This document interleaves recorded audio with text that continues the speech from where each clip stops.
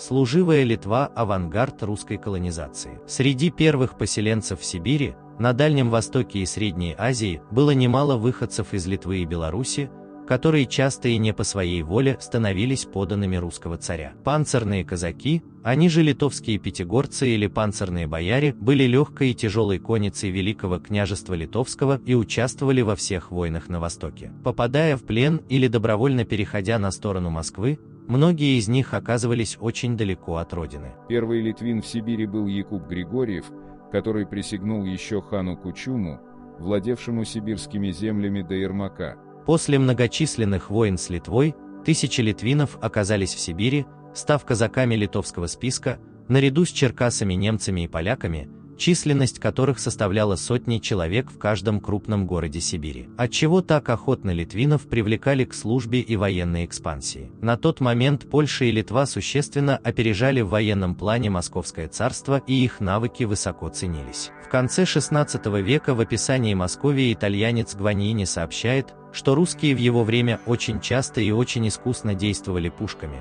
выучившись этому у каких-то беглых итальянцев, немцев и литовцев. Превосходя в деле военного искусства татар, москвитяне значительно уступали в нем своим западным соседям. Тот же Гваньини отмечает, что открытый бой с поляками и литовцами в чистом поле очень редко удается московскому войску, и оно редко вступает с ними в такой бой, потому что не имеет тех качеств, которыми враги обыкновенно побеждают его, не имеет ловкости и стойкости, не умеет драться и владеть оружием по правилам искусства.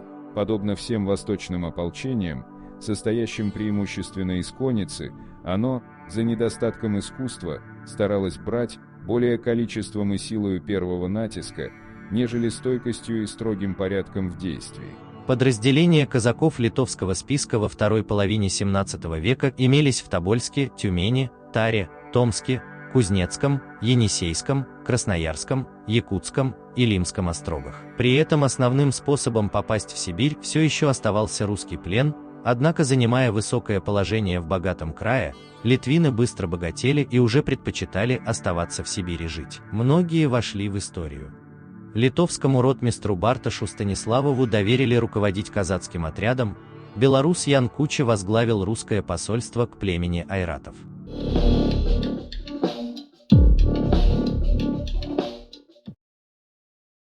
Убедив их перейти со своими землями под крыло империи, а шляхтич Андрей Дубенский даже основал Красноярск. Сегодня в центре города ему установлен памятник. Выгоды обнаруживались быстро. Военный опыт был очень полезен при колонизации аборигенных народов, а местные русские быстро перенимали манеры и навыки иноземцев. Именно в XVII веке подводит итог Ключевский. Все резче и резче обнаруживалось расстояние, на которое Москва отстала в военном искусстве даже от Литвы. Не говоря уже о других западных государствах, по выражению Корба, только татары боялись московского оружия. Западные соседи смеялись и над духом, и над искусством московских ратников. Скоро литвины и черкасы распределяются и в реестровые казаки, и в стрельцы, рейтары и пешее войско. Ряд шляхтичей вместе с челядниками направляются в далекую Мангазею, где литовского списка казаков не было. Однако служивая Литва не доминировала численно в сибирском войске, первое место занимали пешие и конные казаки из русских областей, затем шли многочисленные татары, поволжские, ногайские и сибирские, а затем уже Литва. Однако последняя дала много представителей военных и управленческих династий в регионе. Родоначальником многочисленного тобольского клана Аршинских был литвин Павел из Подорши.